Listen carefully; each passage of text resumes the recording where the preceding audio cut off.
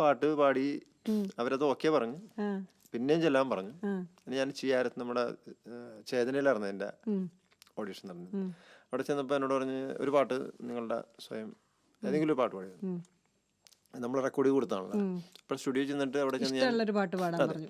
അപ്പോൾ ആ കാലഘട്ടത്തിലാണ് കരുണാമയനെ എന്നുള്ള പാട്ട് നമ്മുടെ മറവത്തൂർ കനവൊക്കെ ഇറങ്ങിയ സമയം. അത് ശരി ശരി. അപ്പോൾ അതിനകത്ത് ഒരു ഭക്തിഗാനം ഉണ്ടായിരുന്നു. അപ്പോൾ കരുണാമയനെ കാവൽ വിളക്ക് ഈ പാട്ട് ഇറങ്ങിയത്.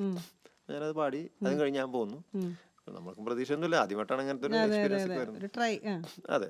അപ്പോൾ അത് കഴിഞ്ഞ് പിന്നെ കുറേ ആൾ കഴിഞ്ഞാൽ പറഞ്ഞ് ഒരു ചെറിയ ഒരു ഫൈനൽ കോമ്പറ്റീഷൻ കൂടി ഉണ്ട് അന്ന് വന്നോന്ന് പറഞ്ഞു. അങ്ങനെ ചെന്ന് അതിനകത്ത് ഒരു 5 പേരോളം ഉണ്ടായിരുന്നു. 5 പേരോ 6 പേരൊക്കെ ഉണ്ടായിരുന്നു. അതിനകത്ത് അവരെന്നെ സെലക്ട് ചെയ്ത് അങ്ങനെയാണ് ഞാൻ ഇതിനകത്ത് ഫസ്റ്റ് ഒരു പാട്ട് പാടുന്നത്. ആദ്യമായിട്ടൊരു കാസറ്റിൽ പാടുന്നത് ഡിവോഷണൽ അല്ലെങ്കിൽ കാസറ്റിലായിട്ട് പാടുന്നത് എൻ്റെ ഓൺ സോങ് ആയിട്ട് വരുന്നത് അതിനകത്താണ്. അമൃതം എന്ന് പറഞ്ഞൊരു CD ആയിരുന്നത്. CD അല്ല, കാസറ്റ്. അന്ന് കാസറ്റേ ഒറ്റ പാട്ടേ ഉള്ളൂ.